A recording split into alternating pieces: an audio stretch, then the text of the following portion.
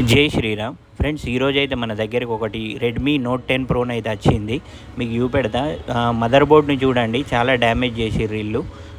Charging IC కాడ షిల్డ్ తీయంగా components plus CPU కాడ షిల్డ్ తీయంగా ఆ కంపోనెంట్స్ బాగా డ్యామేజ్ చేసిర్రు.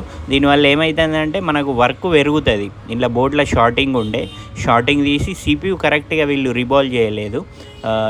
షార్టింగ్ రిమూవ్ చేసి సిపియూను ఈఎంఎంసి రిబాల్వ్ చేసి రిఫిక్స్ అయితే చేసినాము. ఇలా చేయడం వల్ల ఏంటంటే డైరెక్ట్గా మనకు పని ఎక్కువ పెరుగుతుంది.